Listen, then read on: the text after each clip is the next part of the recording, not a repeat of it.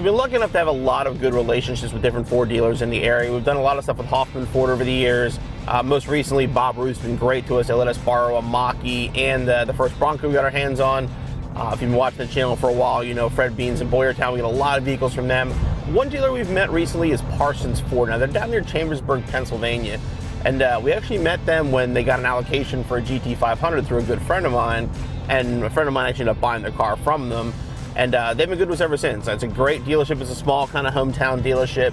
But they reached out to me yesterday and said, hey, would you like to drive a new Lightning? And I couldn't say yes fast enough because I am a fan of the Mach-E. I know a lot of you guys hate the Mustang name, and I'm not even getting into that. But as a vehicle, it's kind of cool to drive if you're looking for an SUV like that.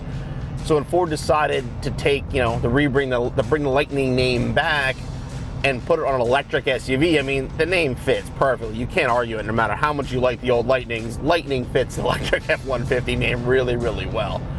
But the new Lightning is an impressive truck. I mean, I've wanted to drive one for a while. My daily, which we're in right now, is a 21 F-150, so it's a vehicle I'm very familiar with. And, I saw the Lightning is going to be basically, they're going to make it F-150. The F-150 is the top-selling vehicle pretty much on the planet. So they're going to make sure it is everything an F-150 should do and more. So I'm curious, how the electric is going to feel compared to what I'm used to. Now, my truck is a 3.5 twin turbo, so it's a pretty quick truck for what it is. Well, 0 to 60 in the Lightning is over a second faster than this truck, which should be a huge noticeable difference. Now, the one we're going to drive today, I don't know all the details on it. I've seen one picture of it, and that's it. I believe it is a Lariat, but it has the extended battery. So the extended range package is going to bump it up to 580 horsepower and like 775 torque, which should make it a very, very fast truck. That also has 320 miles of range, which will be nice too. The base model truck is going to be 450-ish horsepower, somewhere in that neighborhood, and 230 miles, which I wouldn't have any interest in, but 320 is a decent range. Now, my truck has the smaller tank, and I get like 450 out of a tank, so it's a little lower than what I'd be used to, but that power is definitely something I'm interested in. Now, if you're not familiar with the Lightning, like I said, it is electric, dual motor, all-wheel drive. Every one of them is a Super Crew 5.5 bed, which is exactly what I drive. They're available in what they call their Pro, which is basically an XL if you're familiar with F-150 lineups. The Pro is not available with the ER battery unless you buy fleet. The next level will be the XLT, and then you have your Lariat, and then your top line would be the Platinum. Now, the base price right around $40,000 for a base, all the way up to north of $95,000 for a fully loaded Platinum with like all the bells and whistles. So price is going to be all over the place depending on what luxury you're looking for, depending on what kind of packages you're looking for. But again, I don't know anything about the one we're driving today. I just heard, hey, Lightning, do you want to drive it? I said yes, so we're on our way down, so let's go check it out.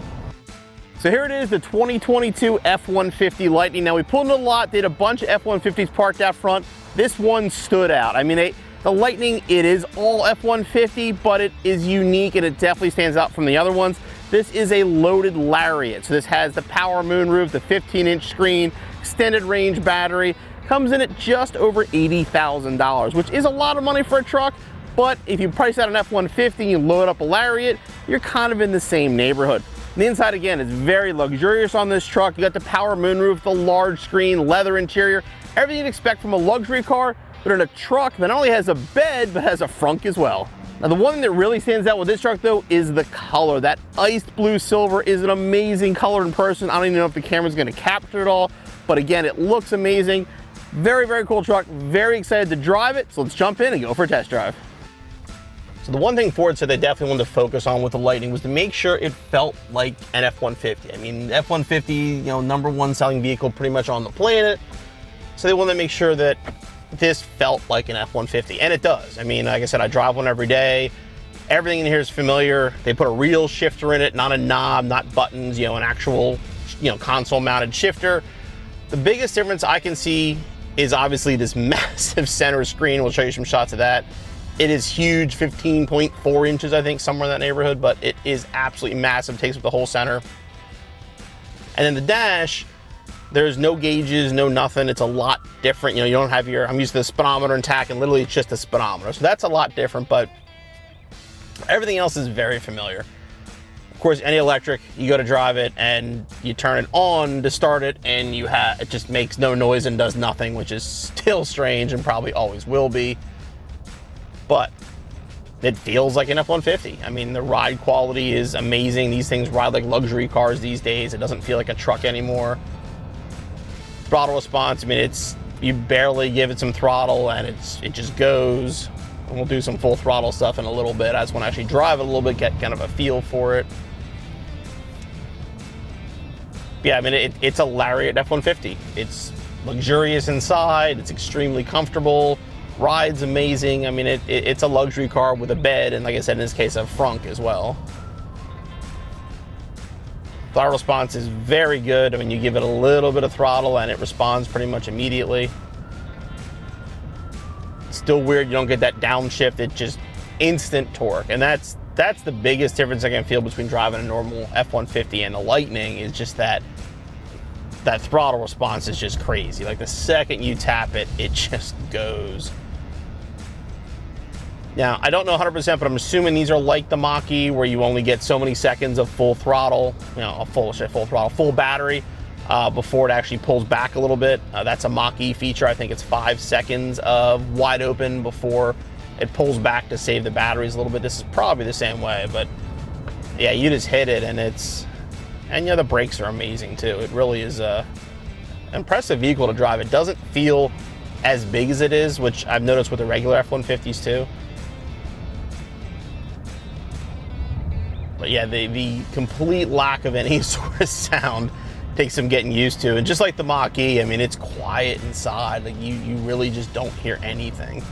Now you can configure the screen too and put your battery range and your battery power, and there's a screen here called Where Does My Energy Go? It actually tells you what you're kind of doing with the screen, where, if you're using your battery power to run the vehicle's features, for accessories, for driving, for whatever. It's pretty cool. It actually breaks it down. Obviously, most of the battery power goes towards running the electric motors.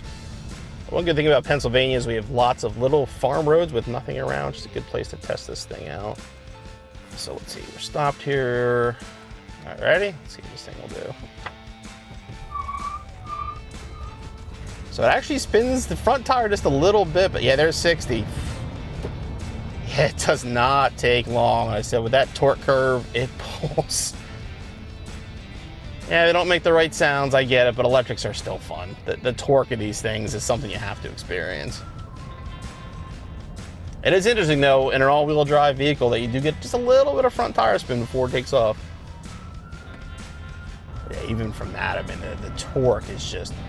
And it's instant. Like, it doesn't build. The second you're on the throttle, it's all torque all the time. I mean, whether you like it or not, Ford has made a point of saying they are pushing EVs. I mean, they've split the company. You've got, your Model E and your Ford Blue now. And, there's talk of next year's SEMA that EV is going to be their big freaking push. So, whether you like it or not, EVs are here to stay. Is the Lightning for everybody? No. There's definitely still some questions about towing. It will tow 7,000 pounds, but what's that going to do to the battery life?